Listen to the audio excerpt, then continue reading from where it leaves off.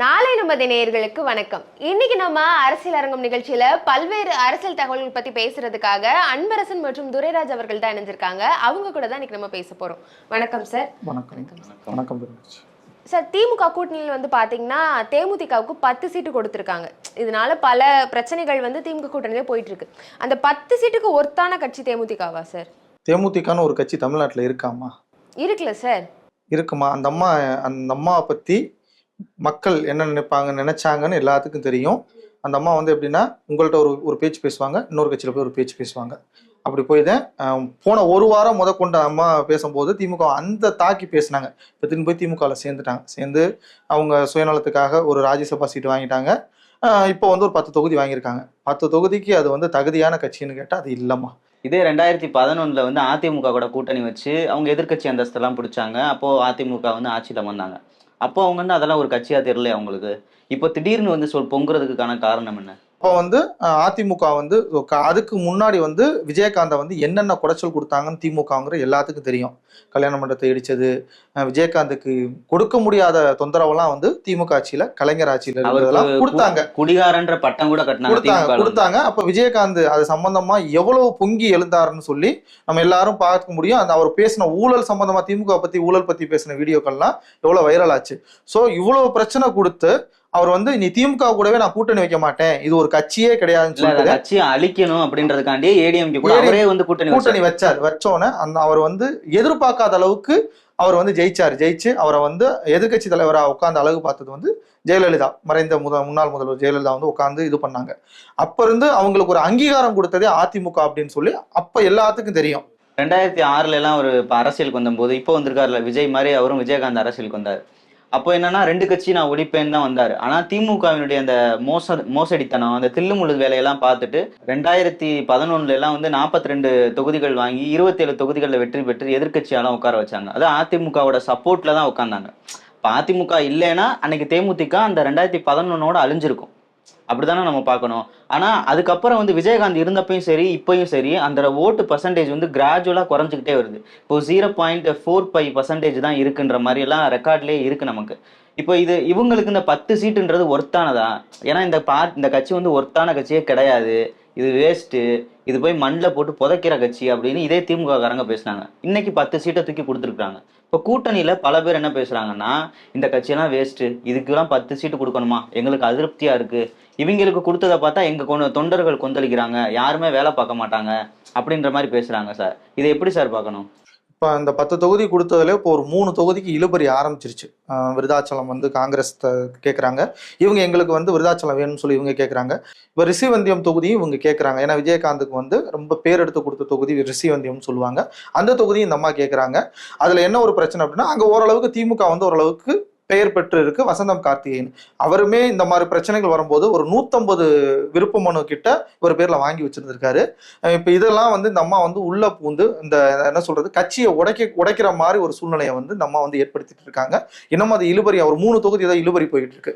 அதை தாண்டி இந்த அம்மாவோட செயல்பாடுகள்னு பார்த்தீங்க அப்படின்னா, கடந்த அதிமுக கூட தொடர்புல இருக்கும்போது திமுகவை என்னென்னலாம் சொல்ல முடியுமோ அதெல்லாம் சொல்லி திட்டினாங்க. அரசியல்ல நம்ம சொல்ற மாதிரி நிரந்தர எதிரியும் கிடையாது, நிரந்தர நண்பனும் கிடையாது. இப்ப அந்த முஸ்லீம் லீக்ல ஒரு கட்சி இருக்காங்களா சார், இந்திய யூனியன் முஸ்லீம் லீக்கா, காதர் மைதீன், அவர்லாம் என்ன சொல்லியிருக்காருன்னா, எங்களுக்கு மன வருத்தம் இருக்கு. ஏன்னா எங்களை கூப்பிட்டு உட்கார வச்சு பேசும்போது அவங்களுக்கு 6 சீட்டு தான் கொடுப்பாங்க தேமுதிகக்கு, உங்களுக்கு நாங்க 2 சீட்டு தரோம் அப்படின்னு தான் எங்களை பேசினாங்க. கையெழுத்துலாம் வாங்கினாங்க. கையெழுத்து போட்டு வெளியில வரக்குள்ளாட்டியும் அம்பிட்டே பிளேட்டை மாத்திட்டாங்கப்பா, 10 சீட்டு கொடுத்துட்டாங்க. இப்போ நாங்கள் கேட்கவும் முடியாது, கையெழுத்து போட்டாச்சு, பெட்டியும் வாங்கிட்டோம், நாங்கள் என்ன பண்ண முடியும், எலெக்ஷன்ல தான் நிற்க முடியும் அப்படின்னு இருக்காரு. இந்த சண்முகம் அவரு கம்முன்னு இருந்தால் தான் கம்யூனிஸ்ட் அப்படின்னு ஒரு கட்சி இருக்குல்ல சார், அந்த கட்சியெல்லாம் ரொம்ப பிரபலமாக பேசிட்டு இருக்காங்க சார். எங்கள் தொண்டர்கள்லாம் தோழர்கள்லாம் ரொம்ப வேதனைப்படுறாங்க, 5 சீட்டுக்கு நாங்கள் கம்யூனிஸ்டுக்கு ஈக்குவல் கிடையாதா அப்படின்றாங்க. விசிகா ரொம்ப கொந்தளிக்கிறாங்க சார். இந்த மாதிரி சார் கொள்கை இருக்கிற கட்சிகளுக்கு 5 சீட்டும் 8 சீட்டு 4 சீட்டை கொடுத்துட்டு கொள்கையே இல்லாத தேமுதிக 10 சீட்டு கொடுத்துருக்காங்க சார். இப்போ அதனால தான் பிடிச்சி தள்ளி விட்டார் எடப்பாடியார். இப்போ இதை நான் பார்க்கும்போது எடப்பாடியார் மாஸ்டர் மூவ் பண்ணிட்டாரோ அப்படின்னு எனக்கு தோணுது. ஏன்னா அந்த சனி பயிற்சி நடந்தால் சனியனை கூட வச்சுக்க கூடாது, தள்ளி விடணும்னு பார்ப்பான் இல்லை, அந்த மாதிரி ஒரு தள்ளி விட்டாரா சார்? எடப்பாடியாரோட திங்கிங் வந்து உண்மையிலே நல்ல திங்கிங். அவரை வந்து நம்ம அரசியல் தெரியாது அப்படின்னு சொல்லிடலாம் அவரை விமர்சனம் பண்ணாங்க. உண்மையில அவர் வந்து தொலைநோக்கு பார்வையில் யோசிச்சிருக்காரு. தேமுதிக இருந்துச்சுன்னு வச்சுக்கோங்க, நமக்கு எப்பவுமே ஆப்பு தான். 2 டைம் நம்ம அடிபட்டு ஆப்பு அடிச்சுட்டாங்க. இந்த டைம் திமுக தள்ளிடுவாங்க. திமுக எப்படி வரப்போறது இல்லை இந்த தேர்தலில், அது எல்லாத்துக்கும் தெரியும். இந்த கட்சியை வச்சுக்கிட்டு வேஸ்ட் லெக்கேஜ். எனக்கு நீங்க சொல்றதெல்லாம் எனக்கு டவுட்டா தான் இருந்துச்சு. திமுக வராது, ஏன் வராது, ஒருவேளை ஆட்சிக்கு வந்துட்டா அப்படின்னு கூட எனக்கு தோணுச்சு. ஆனா தேமுதிக என்னைக்கு போய் திமுகவோட சேர்ந்துச்சோ அன்னைக்கு நான் கன்ஃபார்ம் பண்ணேன், கண்டிப்பா திமுக ஆட்சியில வராதுன்னு. ஸோ இவ்வளவு பிரச்சனை நடந்தாலும் இந்த அம்மா வந்து கரெக்டாக இந்த மாதிரி பிரச்சனைகள்லாம் இருக்கும், மக்கள் வந்து கரெக்டாக அரசியலை வந்து புரிஞ்சுட்டு வராங்க. அதை எடப்பாடி பழனிசாமி புரிஞ்சு இந்த அம்மா வந்து கூட்டணியில் சேர்க்காம திருப்பி அமிச்சிட்டாரு. ஸோ இப்போ இதெல்லாம் அவரோட சிந்தனையிலையும் பார்த்தா உண்மையிலே வந்து அரசியலில் என்னதான் வந்து எடப்பாடி பழனிசாமி மேலே அவங்க திமுக தரப்பு எவ்வளோ குற்றச்சாட்டு வச்சாலும் அவர் ஒரு சாணக்கியன் வந்து அவரை நிரூபிச்சிட்டாரு இந்த அரசியலில். அதனால தேமுதிகவுக்கு வந்து 10 தொகுதி கொடுத்தது. ஸோ அவங்களே திமுகவே அவங்களுக்கு அவங்க பட்டை அடிச்ச மாதிரி அந்த 10 தொகுதியும் அழகா ஏடிஎம்கே வந்து ஏடிஎம்கேவோ இல்லை ஏடிஎம்கே கூட்டணி கட்சிகளோ ஜெயிக்கக்கூடிய வாய்ப்புகள் அதிகமாக இருக்கு. ஆனா இந்த 10 தொகுதிகளும் சரி, இப்போ கூட்டணி பேச்சுவார்த்தை முடிச்சாங்கல்ல, இப்போ டிஎம்கேவா இருக்கட்டும் ஏடிஎம்கேவா இருக்கட்டும், ஒரு கூட்டணி பேச்சுவார்த்தை எப்படி முடிக்கிறாங்களோ அதை பொறுத்து தான் அந்த தேர்தலுடைய சூடு பிடிக்கும்னு சொல்லுவாங்க, களம் சூடு பிடிக்கும்னு. இப்போ பார்க்கும்போது சார் இவங்க என்னென்ன சொல்றாங்க, டெல்லிக்கு அடிமையாயிட்டாரு, டெல்லி தான் முடிவெடுக்குது. இன்னைக்கு கூட உதயநிதி அதுக்கப்புறம் இந்த சிவசங்கர்லாம் நம்ம பேசியிருக்கிறாரு. இவர் வந்து சும்மா வந்து ரிப்போர்ட்டர் தான், எழுதி கொடுக்கறதெல்லாம் அமித்ஷா அப்படின்னாரு. இவங்க தான் சொல்றாங்க. ஆனா பாஜகவை வெறும் 27 தொகுதிக்குள்ள அடக்கிட்டாரு சார். 5 தொகுதி வந்து இப்ப ஆளுங்கட்சியா இருக்கக்கூடிய மினிஸ்டரை எதிர்த்து. அதுவும் இவங்க மேலாம் இடி புகார் இருக்கு, அவங்க மேல நிறைய பேத்து மேல. இப்போ இதெல்லாம் பார்க்கும்போது சார், இப்போ யாருக்கு அடிமைன்றதை தாண்டி மாநில சுயாட்சியும் விட்டு கொடுத்து, கட்சியினுடைய கூட்டணி தன்மையை விட்டு கொடுத்து, ஒரு எந்த ஒரு அடிப்படை அரசியல் அறிவும் இல்லாம கூட்டணி பேச்சுவார்த்தை முடிச்சிருக்கிறாரு மு.க. ஸ்டாலின் அப்படின்னு நான் பாக்குறேன். ஏன்னா காங்கிரஸுக்கு ஒருத்தே இல்லாத காங்கிரஸுக்கு 28 சீட்டு, ஒருத்தே இல்லாத தேமுதிகவுக்கு 10 சீட்டு, ஒருத்துள்ள விசிகாவுக்கு 8 சீட்டு, கம்முன்னு இருக்க கம்யூனிஸ்டுக்கு 5 சீட்டு. இதெல்லாம் எப்படி சார் ஆகும்? காங்கிரஸ் கட்சியோட வந்து இழுபறியான ஒரு நிலைமையில வந்து சீட்டை வந்து உறுதி பண்ணாங்க திமுக அன்னைக்கு பண்ணிட்டு ஸ்டாலின் வந்து ஒரு செய்கை காமிச்சாரு. அதை கூட அடிக்கடிலாம் வந்து எல்லாம் செஞ்சிருவேன் அப்படின்னு டோட்டலா கூட்டணி செஞ்சுக்கிட்டாரு. கூட்டணி கட்சிகளை மக்கள் செஞ்சிருவாங்க. 2026 ஸ்டாலினுக்கு ஒரே ஒரு செய்கை என்னன்னா பிரேமலதா செஞ்சு முடிச்சிருவாங்க. இப்போ பார்த்தீங்கன்னா தேமுதிகவுக்கு 10 சீட்டு கொடுத்துருக்காங்க அப்படின்னு சொல்லிட்டு பேசியிருந்தோம். இன்னொரு ஷாக்கான விஷயம் என்னன்னா கமல் வந்து 234 தொகுதியிலையும் போட்டி போடுறாரு. அது உங்களுக்கு தெரியுமா? என்னது ஆண்டவருக்கு 234? ஆமா 234. ரொம்ப ஷாக்கு குறைங்க 234 தொகுதியிலும் கமல் தான் போட்டி போடுறாரு. அது வந்து உதயசூரியன் சின்ன எந்த சின்னமும் கிடையாது, அவரோட சின்னத்துல டார்ச் லைட்லயே வந்து போட்டி போடுறாரு. அதே டார்ச் லைட் தான். அது திரும்பி ஒரு கைக்கு வந்துருச்சா? அதே டார்ச் லைட்ல தான் 234 தொகுதியிலையும் போட்டி போடுறாரு. ஷாக்காகல என்னடா அப்படின்னு. ஏன்னா ஒரு தொகுதியில வேட்பாளர் போட்டி போடும்போது வந்து கூடவே வந்து டம்மி வேட்பாளர் நிறுத்துவாங்க. நீங்க உங்களுக்கு தெரியாதது கிடையாது. அந்த டம்மி வேட்பாளரை வந்து 234 தொகுதியிலேயே நீங்களே நின்னுக்கோங்க ஸ்டாலின் சொன்னதுனால ஒரு பெரிய வாய்ப்பு நம்மளுக்கு கிடைச்சிருக்கு அப்படி சொல்லிட்டு கமலும் வந்து பெருந்தன்மையை ஏத்துக்கிட்டாரு. அவர் உலக நாயகன். அதனால பல்வேறு வேஷங்கள் போடுவாரு. அதனால அவருக்கு 234 சரியான வந்து எந்த எலெக்ஷன் நிக்க போறாரு? இவர் வந்து சினிமா எலெக்ஷன் நிக்கிறாரா? இல்ல சட்டமன்ற தேர்தல் 2026 234 தொகுதிகளிலும் போட்டியிடுகிறார் கமல்ஹாசன். இது வந்து நம்ம எக்ஸ்க்ளூசிவா வந்து நேயர்களுக்கு கொடுக்குறோம். சரியா? அது அந்த 234 வந்து டம்மி வேட்பாளரை நின்னுக்கோங்கன்னு சொன்னதுனால இப்ப ஏதாச்சும் ஒரு வேட்பாளர் யாராச்சும் கேன்சல் ஆனா அந்த தொகுதியில உங்களுக்கு போட்டியிடுறதுக்கு வாய்ப்பு கிடைக்கும் அப்படின்றதுனால கமல்ஹாசனும் ஆஹா ஒரு கல்ல 2 மாங்க அப்படின்ற மாதிரி இப்ப நின்னுட்டாரு. இப்ப கமல்ஹாசன் 234 போட்டி போடுறாரு. அதுவும் டம்மி வேட்பாளர் தான் போடுறாரு. அதாவது கேண்டிடேட் லிஸ்ட்ல கூட வராத மாதிரி தான் இருக்கும்.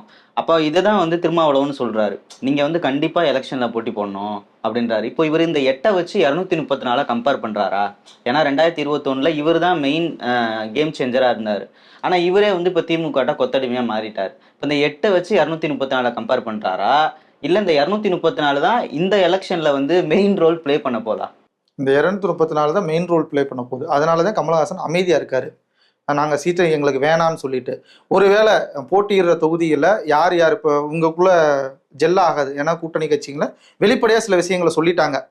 நீங்க அவங்களுக்கு கூட கொடுத்து இவங்களுக்கு கூட கொடுத்துருக்கீங்க. கடைசி நேரத்துல திமுகவை கால வரக்கூடிய நிலைமைக்கு கூட கூட்டணி கட்சிகள் வரலாம். ஸோ அதனால அவர் காத்துக்கிட்டு இருக்காரு. ஆண்டவர் வந்து காத்துட்டு இருக்காரு 234 நமக்கு வந்துடும் அப்படின்னு சொல்லிட்டு. ஏன்னா அவர் வந்து உலக நாயகனா அவர் நமக்கு தெரியும், எத்தனை வேஷங்கள் கொடுத்தாலும் நடிக்கக்கூடிய ஆளு. திருமாவளவன் அதை தான் பொங்கி ஒருவேளை நீங்க வாங்க நண்பரே என்னுடைய அண்ணன் அப்படி இப்படிலாம் சொல்லி இப்ப திரும்ப ஒருவேளை அந்த 8 சீட்டுக்குள்ள இவரே ஒரு மாறு வேஷம் போட்டு ஒரு ஆளை வந்து இப்போ நாமினேஷன் தாக்கல் பண்ணிடுவாரோ? 10 வேஷம் போட்டவர் தானே ஏற்கனவே. ஆல்ரெடி 10 வேஷம் போட்டாரு. இப்ப தேமுதிகவுக்கு 10 சீட்டு, அது 2 குறைச்சு விசிகால கூட இவர் மாறு வேஷம் போட்டு போலாம்ல. இப்ப தமிழ்நாடு எலெக்ஷன் இப்படி சந்தி சிரிக்குது, அங்கிட்டு பார்த்தா புதுச்சேரியில இதை விட கேவலமா போயிட்டு இருக்கு. இவங்க திமுக கூட்டணியில வந்து இந்தியாவா டாட்டா வச்சு ஒரு கூட்டணி வச்சிருந்தாங்க. இந்த கூட்டணியில இங்கதான் இப்படி குழப்பம் வருது. 234 நிக்கிறேன்றாங்க, நிக்கல மாட்டேன்றாங்க. அங்க போனா என்ன பண்ணிட்டாங்கன்னா, கூட்டணி வச்சுட்டு 3 சீட்டு உனக்கு, 2 சீட்டு இவங்களுக்கு, 1 சீட்டு எனக்கு. ஆனா நாங்க அந்த தொகுதியிலையும் நாங்க போட்டிடுவோம்யா, நாங்க வாபஸ் வாங்க மாட்டோம்யா. எல்லா காங்கிரஸ் அப்படித்தான் இருப்போம் அப்படின்னு ஒரு நிலைமையில நீ காங்கிரஸ் நடந்துக்குச்சு. பீகார்ல நடந்த மாதிரி ஒரு சம்பவம் புதுச்சேரியில நடந்திருக்கு. அது தமிழ்நாட்டில் நடக்கக்கூடிய வாய்ப்புகள் இருக்கு. இதை விசிகா பண்ணும், திமுக பண்ணும். இவங்களுக்கு ஒதுக்கிய 28 தொகுதிகளையும் இவங்களும் டம்மியா சொன்னீங்களா, ஒரு டம்மியா வேட்பாளர் வந்து கமலஹாசன் நிறுத்த போற மாதிரி திமுக சைடு வந்து காங்கிரஸ் கண்டிப்பா ஒரு பதிலடி கொடுப்பாங்க அப்படின்னு சொல்லிட்டு அரசியல் வட்டாரங்கள் பேசிக்கிறாங்க. அப்போதான் விசிகாவோட தலைவர் என்ன சொல்லியிருக்காருன்னா, குறிப்பிட்ட ஒரு 3 தொகுதிகளில் வந்து பாண்டிச்சேரியில நாங்க வந்து எங்களுடைய பானை சின்னத்திலே நிக்க போறோம் அப்படின்னு இருக்காரு. திமுகவும் அதே மாதிரி அங்க இருக்க எல்லா தொகுதிகளையும் தனிப்பட்ட முறையில நிக்கிறாங்க. காங்கிரஸும் நிக்கிறாங்க, கம்யூனிஸ்ட் அவங்களும் ஒரு 2-3 தொகுதியில நிக்கிறாங்க. இப்போ இதுதான் கூட்டணியா? இங்கிட்ட வந்து பிஜேபி பாத்தீங்கன்னா ஏடிஎம்கேக்கு 2 சீட்டு, எல்ஜேகேக்கு ஏதோ ஒரு சீட்டோ 2 சீட்டோ கொடுத்துருக்காங்க. அதுக்கப்புறம் என்ஆர் காங்கிரஸ் அவங்களும் போட்டி போடுறாங்க. இவங்க காம்பாக்டா வந்து வேட்புமனு பண்ணி அவங்களோட வேட்பாளர் அறிவிச்சு போட்டி போட்டுட்டு இருக்காங்க. தாவேகா வந்து வேட்பாளர் அறிவிச்சிருக்காங்க, இது வரைக்கும் வேட்புமனு பண்ணல, டேட்டு முடிஞ்சு போச்சு. இவங்க எல்லா தொகுதியிலையும் வேட்புமனு பண்ணியிருக்காங்க சார். இந்த கூட்டணி, இப்படிப்பட்ட கூட்டணி எப்படி ஆட்சிக்கு வரும்? தாவேகா வந்து வேட்புமனு பண்ணியிருக்காங்க அப்படின்னு நியூஸ்லாம் பார்த்தோம். இப்போ இந்த கூட்டணி வந்து இவ்வளவு குழப்பவாத கூட்டணியா இருக்கு. இது வந்து தமிழ்நாடுக்கு ரொம்ப பக்கத்துல இருக்கு. பாண்டிச்சேரி அரசியலும் தமிழ்நாட்டில் எதிரொலிக்கும், தமிழ்நாட்டு அரசியல் பாண்டிச்சேரியில் எதிரொலிக்கும். இதுதான் கடந்த 60 வருஷமா நம்ம பார்த்துட்டு இருக்க நிகழ்ச்சி. இப்போ இந்த இது பார்க்கும்போது ஒருவேளை அங்க இருக்க குழப்பம் திடீர்னு இங்க தப்பி நம்ம நாமினேஷன் டேட்டுக்கும் இதே மாதிரி விசிகா 234, கம்யூனிஸ்ட் 234, காங்கிரஸ் 234, திமுக 234 நின்றுமா அப்படின்னு மக்கள் யோசிப்பாங்கல்ல. ஏன்னா ஒரு கிலோமீட்டர் தாண்டா அங்கிட்டு பாண்டிச்சேரி, இங்கிட்டு தமிழ்நாடு. இதுக்குள்ள இவ்வளவு குழப்பம் வாய்ந்த கூட்டணியா இருந்துச்சுன்னா இது எப்படி மக்கள் வந்து அக்செப்ட் பண்ணுவாங்க? இப்ப இந்த கூட்டணி ஆட்சியை பிடிக்குமா? ஒரு நம்பகத்தன்மையான கூட்டணியா? இவ்வளவு பிரச்சனை இருக்கவங்க தான் வந்து ஸ்டாலின் வந்து நாங்க ஜெயிச்சிட்டோம், நாங்க அந்த கூட்டணியை வந்து உடையும்லாம் நினைச்சு எதிர்கட்சிகள்லாம் வந்து கனவு கண்டாங்க, அப்படிலாம் உடையலை அப்படின்னு சொல்லி ஸ்டாலின் வந்து இதுக்கு ஸ்டேட்மெண்ட்லாம் கொடுத்தாரு. ஆனா ஸ்டாலினுக்கு இப்ப இருக்கிற கூட்டணினாவே பிரச்சனை தான். அவர் சொன்ன மாதிரி காலையில எந்திரிச்சா ஒரு பிரச்சனை நடக்கிற மாதிரி இப்போ கூட்டணியில அந்த மாதிரி ஒரு பிரச்சனை நடந்துகிட்டு இருக்கு. இது கண்டிப்பா இந்த தேர்தலில் ஸ்டாலினுக்கு யாருக்கு சப்போர்ட்டா இருக்கோ இல்லையோ, அதிமுக கூட்டணிக்கு அங்க நடக்கிற விஷயங்கள்லாம் வந்து பெரிய சப்போர்ட்டா இருக்கும். அதனால இந்த மாதிரி விஷயங்கள்லாம் நம்ம இன்னும் வேட்புமனு தாக்கல்னா ஸ்டார்ட் பண்ணல. இந்த மாதிரி வந்து இப்போ திமுக கூட்டணியில தமிழக வாழ்வுரிமை கட்சி வேல்முருகன் வெளியில வந்துட்டாரு. இன்னைக்கு கூட தனியரசு வெளியில வந்திருக்காரு. அது வந்து அபிஷியலா வரல, ரொம்ப வருத்தத்துல இருக்காராம். அவரை வந்து இன்வைட் கூட பண்ணல அந்த மீட்டிங்க்கு. ஆனா அவரே வாண்டடா போய் எனக்கு சீட்டு கொடுங்க, 1 சீட்டு கொடுத்தா போதுமையா அப்படின்லாம் கேட்டிருக்காரு. சீட்டும் தர முடியாது, நோட்டும் தர முடியாது, நீ ஓரமா போய் உட்காரு அப்படின்னு தாட்டிட்டாங்க. ஆக்சுவலா இதுல என்ன பார்க்க வேண்டிய விஷயம்னா, தெலுங்கு சாதிகளை ஒன்றிணைத்து ஒரு மிகப்பெரிய கூட்டணியை திமுக பண்ணிட்டு இருக்கா அப்படின்ற மாதிரி வந்து அரசியல் விமர்சகர்கள் பேசுறாங்க. இப்ப குறிப்பிட்ட தமிழ் சாதிகளுக்கு இடம் அங்க இல்லை. இப்போ வந்து வேளாளர்களோ வெள்ளாளர்களோ அதுக்கப்புறம் வன்னியருக்கோ அங்க இடம் இல்லையா அப்படின்ற மாதிரி வேல்முருகனே பேசுறாரு. ஏன்னா அவங்க சமூக நீதி மேடைக்கு மட்டும்தான் பேசுவாங்க போல, செயல்பாடுகள் திமுக தரப்புல இருந்து இல்லை. அதோட வெளிப்பாடாதான் நீங்க சொல்ற மாதிரி வந்து தனியரசு வெளியில வரக்கூடிய சூழ்நிலை இருக்கலாம். இனி போக போக தமிழக வாக்காளர்களுக்கு இன்னும் என்னென்னலாம் பார்க்க போறாங்க அப்படின்னு சொல்லிட்டு பெரிய அதிர்ச்சி காத்திருக்கு. ஆனா இந்த அதிர்ச்சி சொன்னீங்கல்ல, இது வந்து ஸ்டாலின் இன்னொரு அதிர்ச்சி என்னன்னா, கனிமொழியே வந்து மாநில தேர்தல், அதாவது இதுல வந்து கண்டக்ட் பண்ணணும், எனக்கு விருப்பமா இருக்கே அப்படின்னு நியூஸ்ல கூட சொல்லியிருக்கிறதாவும் விஷயங்கள்லாம் வருது. அப்ப 2026 தேர்தல் திமுகவுக்கு பெரிய ஒரு குழப்பமான தேர்தல், ஒரு குழப்படியை ஏற்படுத்தக்கூடிய தேர்தலா இருக்கிறதுக்கு வாய்ப்பு இருக்கு. ஆனா அவங்க பேர்ல ஒரு 40 விருப்ப மனு வந்து திமுக அலுவலகத்துல வந்து அவங்க தொண்டர்கள் தாக்கல் பண்ணியிருக்காங்க. ஆனா இந்த விருப்ப மனு கேண்டிடேட் இன்டர்வியூ நடந்துச்சுல, இந்த இன்டர்வியூக்கு வந்து கனிமொழியை கூப்பிடவே இல்லை ஸ்டாலின். அப்போ இது எவ்வளவு பெரிய பயத்தை வந்து ஸ்டாலின் கொடுத்துருக்கோம். ஒருவேளை இந்த அம்மாவை கூப்பிட்டு உட்கார வச்சு நம்ம இன்டர்வியூ எடுத்தோம்னா, இந்த அம்மா செலக்ட் ஆயிருச்சுன்னா நாளைக்கு நம்ம அரசியலை வந்து ஊத்தி மூடிருமே அப்படின்னு ஸ்டாலின் நினைக்கிறதா சீமான் சொல்லியிருக்கிறார். வந்து ரொம்ப பயத்துல இருக்காரு ஸ்டாலின், இந்த அம்மா உள்ள விட மாட்டேங்கிறாரு. ஏன் நானும் தான் கேட்கணும், ஏன் கனிமொழி உள்ள விட்டா என்ன ஸ்டாலினுக்கு பயம்? இப்போ இவர் எடப்பாடி பயந்தவருன்றாங்கல்ல, எடப்பாடி சசிகலாவுக்கு பயந்தவர்னு சொல்றாங்களா இல்லையா, அமித்ஷாவுக்கு பயந்தவர்னு சொல்றாங்களா இல்லையா, ஸ்டாலின் கனிமொழிக்கு பயந்தவரா இல்லையா? அப்புறம் ஏன் வந்து உள்ள விட மாட்டேங்கிறாரு? ஒரு தைரியமான ஆளா இருந்தா, மிகச்சிறந்த அரசியல்வாதியா இருந்தா, நீ தானே பெரிய ஆள் தானே, உனக்கு ஆப்போசிட் அவனும் இல்லைன்னு சொல்றேன்ல. அப்ப நீ என்ன ஒண்ணு கனிமொழிய எம்எல்ஏ எலெக்ஷன்ல பார்ட்டிசிபேட் பண்ண வச்சு ஜெயிக்க வச்சு அந்த அம்மாவை சட்டமன்றத்துக்குள்ள கொண்டுட்டு வந்துட்டு அதுக்கப்புறம் நீ முதலமைச்சரா இருக்கியா இல்லையான்னு பார்க்கலாம். உன்னால முடியுமா? மக்கள் கேட்பாங்களா கேட்க மாட்டாங்களா? அப்போ எல்லா கூட இருக்கக்கூடிய எல்லாத்தையும் குழி தோண்டி புதைத்து விட்ட துரோகியே நீதான். நீ வந்து எல்லா கட்சியும் பத்தி பேசலாமா அப்படின்னு மக்கள் கேட்பாங்க. திமுக கூட்டணியில இருக்கவங்க எல்லாம் ஆபாசமா பேசுவாங்கன்னு நல்லாவே தெரியும்.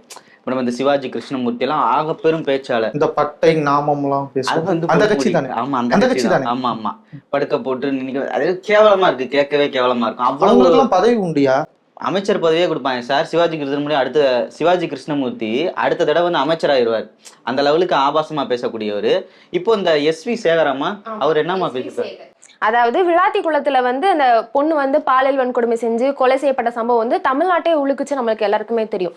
ஆனா அவர் எப்படி பேசுறாருன்னா, அந்த பொண்ணு ஏன் புதருக்குள்ள போகுது, போலீஸ்காரங்களால தெருல தான் லைட் போட முடியும், புதருக்குள்ள எப்படி லைட் போட முடியும் அப்படின்னு சொல்லிட்டு ரொம்ப லெத்தாஜிக்கா பேசுறாரு. இதுவே அவர் வீட்டுல அப்படி நடந்திருந்தா பேசுவாரா? அடுத்து சொல்லிட்டுமே சொல்றாரு எனக்கு பொண்ணு இருக்கு பேத்தி இருக்கு அப்படிலாம் சொல்றவரு இது எப்படி பேசலாம்? இதுக்கு அதாவது ஆக்சுவலி கேர்ள்ஸுக்கு ஏதாச்சும் ஒரு விமென்ஸ்க்கு ஏதோ ஒரு ப்ராப்ளம் நடக்குது அப்படின்னா ஒண்ணு திமுக ஆட்சியில இல்லைன்னா திமுக காரங்களால. திடீர்னு திமுக ஆதரவாளராக இருக்கிறவரு இப்படி ஒரு அதாவது அந்த சம்பவத்துல பாதிக்கப்பட்ட பொண்ணே வந்து குற்றம் சொல்றது வந்து ஏத்துக்க முடியாததா இருக்கு. இப்ப ஏதோ ஒரு எங்கெங்கயோ நடக்கிற பிரச்சனைக்கெல்லாம் குரல் கொடுக்கிற திமுக ஆதரவாளர்களாகட்டும் கனிமொழி ஆகட்டும் இந்த சம்பவத்தை பத்தி இப்ப வர ஒரு வார்த்தை ஒரு வாயே திறக்கல. அதாவது மணிப்பூர்ல எங்கெங்கயோ நடக்கிற பிரச்சனைகளுக்கு எல்லாம் குரல் கொடுக்கிற கனிமொழி வந்து இப்போ அவர் திமுக ஆதரவாளரான எஸ்வி சேகர் பேசியிருக்காங்க. அதை பத்தி ஒரு குரலோ எதுவுமே கேள்வி கேட்கல.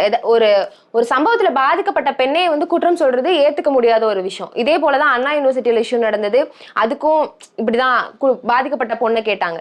அப்போ இது இந்த திமுக ஆட்சியில என்னன்னா பெண்கள் புரிஞ்சுக்கிற வேண்டியது என்னன்னா திமுகவால பெண்களுக்கு பாதுகாப்பு கொடுக்க முடியாது. அப்படியே கொடுக்குறோன்ட்டு விளம்பரமே பண்ணாலுமே இப்படிதான் பாதிக்கப்பட்ட உங்களே குற்றம் சொல்லுவாங்க. 1000 ரூபாய் கொடுத்து திமுக அதை ஈடுகட்ட முயற்சி பண்ணும். இனிமேல் நீங்க கொடுக்குற 1000 ரூபாய பெண்களோ மக்களோ நம்புறதுக்கு தயாரா இல்ல. இந்த 5 வருஷமா பாத்துருக்காங்களே பாலியல் வன்கொடுமைகள் கொலை கொள்ளை போதைப் பொருட்கள். நீங்க 1000 ரூபாய் கொடுத்தாலும் சரி 50,000 கொடுத்தாலும் சரி இனிமேல் உங்களுக்கு ஓட்டு கிடையாது. அது மட்டும் மக்களோட மைண்ட்ல நல்லா ரெஜிஸ்டர் ஆயிடுச்சு. இப்போ பார்த்தீங்கன்னா கூட்டணி கட்சிகள்லாம் அறிவிச்சிட்டாங்க. பாஜகவுக்கு இவ்வளவு, பாமகவுக்கு இவ்வளவுன்னு அறிவிச்சிட்டாங்க. இது மிகப்பெரிய வரவேற்பை தான் பெற்றிருக்கு. ஆனால் இந்த லிஸ்ட்லேயே நான் பார்க்கும்போது எனக்கு பர்சனலாக பிடிச்சது எதுனா ஒரே ஒரு கேண்டிடேட் எனக்கு ரொம்ப பிடிச்சிருந்துச்சு. மனசார நான் வந்து உண்மையாலுமே ரெட்டலைக்கு ஏன் ஓட்டு போடணும் அப்படின்னு கேட்டால் இந்த கேண்டிடேட் பேரை சொல்லியே நான் ஓட்டு போடுவேன் ரெட்டலைக்கு அப்படின்ற மாதிரினா பொற்கொடி ஆம்ஸ்ட்ராங் அவர்கள். அவங்க வந்து திருவிக நகரில் உத்தேசப்பட்டியலில் இருக்காங்க. அதுவும் ரெட்டலை சின்னத்தில் போட்டி போட போகிறாங்கன்னு சொல்லியிருக்காங்க. அவருடைய கணவர் வந்து வெட்டி படுகொலை செஞ்சுட்டாங்க. அவங்க கணவருக்கு உயிர் எவன் கொன்னான், அந்த கொன்னவன் யாரு இது வரைக்கும் கண்டுபிடிக்கல. நம்ம கண்ணகி புராணம்லாம் தெரியும்ல, என் புருஷனை ஏன்டா கொன்ன அப்படின்னு மன்னன் எடுத்து கேட்டோன்னா அந்த அரசாங்கமே காணாம போயிடுச்சு. இப்போ இந்த அம்மா வந்து என் கணவனை கொன்னது யாருன்னு இந்த ஸ்டாலின்கிட்ட கேட்டா கூட ஸ்டாலின் இது வரைக்கும் உண்மை குற்றவாளியை கண்டுபிடிக்கல. இப்போ எடப்பாடியார் என்ன பண்றாருன்னா ஒரு தலித் பெண்மணியை கூட்டிட்டு வந்து ஒரு பொது தொகுதியில நிக்க வச்சு நான் சட்டமன்றத்துக்குள்ள கேட்டுட்டேன் உன் புருஷனை கொன்னவன் யாருன்னு. அவனை கேட்டா அவங்க பதில் சொல்ல மாட்டேங்கிறாங்க. நீயே உள்ள வந்து கேளு அப்படின்னு அந்த அம்மாவை எம்எல்ஏ கேண்டிடேட்டா போட்டு அது ரெட்டலை சின்னத்தை கொடுத்து எல்லா செலவழிச்சு அந்த அம்மாவை எம்எல்ஏ ஆக்க போறாரு. இப்போ இந்த அம்மா எம்எல்ஏ ஆகி உள்ள போனா உண்மை குற்றவாளிகள் கண்டுபிடிக்கப்படுவாங்க. இன்னொன்னு வெறும் பெண்ணியம் வந்து வாயில மட்டும் பேசிட்டு எழுத்துல பேப்பர்ல எழுதி முரசொலியில் எழுதுறது கிடையாது. இந்த மாதிரி ஒரு தலித் பெண்மணியை கூட்டிட்டு வந்து ரெட்டலை சின்னத்துல பொது தொகுதியில் நிக்க வைக்கிறது இல்ல. இதுதான் பெண்ணியமா பாக்குறேன், இதுதான் பெரியாரிசமா பாக்குறேன் நான் ஒரு ஒரு யங்ஸ்டரா. இப்போ நீங்க எடுத்துக்கிட்டீங்கன்னா சமத்துவ தலைவர் ஆம்ஸ்ட்ராங் அவர்களை வந்து அவங்க சமூகத்தை தாண்டி பொது சமூகத்துக்கும் சரி அவங்க சமூகத்துக்கும் சரி படிக்கணும்னு இப்ப ஹெல்ப் கேட்டுட்டேன்னா இந்த ஓடி வந்து உனக்கு ஹெல்ப் பண்றது. எப்படியா கடன் உடனே வாங்கியாவது உன்னை வக்கீல் படிக்க வச்சிருது, உன்னை டாக்டர் படிக்க வச்சிருது. இப்பெல்லாம் நிறைய பேரை படிக்க வச்சிருக்காரு. அவர் இறந்தப்ப கூட அப்பாவி மக்கள் கொண்டு கண்ணீர் விட்டாங்க. ஏழை எளிய மக்கள் கூட ஒருவேளை சோறு இல்லை ஆனா அவங்க கூட அழுதான்னா அப்போ எவ்வளவு நல்ல பல திட்டங்களையும் ஆம்ஸ்ட்ராங் வந்து அந்த சுற்று வட்டாரத்துல செஞ்சிருப்பாரு. இப்ப அவர் போயிட்டாரு. அவருடைய திட்டங்களை எடுத்து செய்யறதுக்கு ஆள் கிடையாது. அப்போ அவருடைய மனைவி இருக்காங்க. அவங்கள கொண்டு வந்து இந்த மாதிரியான திட்டங்களை வந்து முன்னெடுக்கணும் அப்படின்றது எடப்பாடியார் பண்ணியிருக்காரு. இது எனக்கு தெரிஞ்சு மிக பெருமளவுல வந்து வரவேற்பை தான் பெறப்போகுது. ஏன்னா தலித் மக்களை புறக்கணிக்கிற திமுக கூட்டணிக்கு மத்தியில ஒரு தலித் வேட்பாளர் இவங்க மட்டும் இல்லை சார். இப்ப ராஜபாளையத்துல பாத்தீங்கன்னா ஜான் பாண்டியன் அவரும் ஒரு பட்டியலினத்தை சார்ந்த ஒருத்தர் தான். இப்போ அவரையும் பொது தொகுதியில போட்டிருக்காங்க. எனக்கு என்ன எனக்கே என்ன தோணுதுன்னா இவர் அவர் எடப்பாடியாரு எஸ்சி கேண்டிடேட்டர்ஸ் எல்லாம் பொது தொகுதியில போடுறாருன்னா அம்பேத்கர் கண்ட கனவை நினைவாக்குறாரு இவரு. ஏன்னா வெறும் சமத்துவம் சமுதாயம் திமுக காரன் பேசுறான்ல, ஒரு பொது தொகுதியில ஒரு எஸ்சி கேண்டிடேட் நிறுத்தினானா? நிறுத்தினானா? இவர் பாஜக கூட கூட்டணி வச்சிருக்காரு, இருந்தாலும் எஸ்சிகளை கூட்டிட்டு வந்து எஸ்சி கேண்டிடேட்டை கூட்டிட்டு வந்து பொது தொகுதியில நிறுத்துறாருன்னா இதுதான் உண்மையான மாற்றமா? ஒருவேளை அதிமுக ஆட்சிக்கு வந்துருச்சுன்னா தலித் மக்களுக்கு எவ்வளவு பாதுகாப்பு இருக்கும்? இன்னும் தலித் மக்களுடைய ரெப்ரசன்டேஷன் சட்டமன்றத்துல கூடும், தலித் மக்கள் மீண்டும் அதிகாரத்துல உட்காரலாம், ஆஸ் ஏ தனபால் மாதிரியோ இல்லைன்னா இப்ப இருக்க நாடாளுமன்ற தனபால் மாதிரியோ. அந்த மாதிரி ஒரு முன்னெடுப்பை எடப்பாடி பண்றாரா அப்படின்னு எனக்கு பர்சனலா தோணுது சார். ஒரு தொகுதியில மட்டும் இரட்டையில போட்டி போடல பொற்கொடி ஆம்ஸ்ட்ராங் அவர்கள். 234 தொகுதியிலும் எங்கெல்லாம் இரட்டையில இருக்குதோ ஆஸ் ஏ ரெப்ரசன்டேட்டிவா அவங்க இருப்பாங்க. அவங்க பெறுகிற வெற்றி ஒட்டுமொத்த ரெட்டலையினுடைய வெற்றியா இருக்கும். இப்போ அவங்க சட்டமன்றத்துக்குள்ள போனாங்க அப்படின்னா இது கண்டிப்பா ஆட்சி மாற்றத்துக்கு வழிவகுக்கும். இந்த தடவை திமுக தோல்வி உறுதியாகிவிட்டது. கண்டிப்பா ரெட்டலை ஜெயிக்க போகுது, மீண்டும் அதிமுக ஆட்சி வரப்போகுது அப்படின்னு தான் நான் பாக்குறேன். பல்வேறு அரசியல் தகவல்களுடன் நாளை நம்ம அரசியல் அரங்கம் நிகழ்ச்சியில சந்திக்கலாம். அது வரைக்கும் நன்றி, வணக்கம்.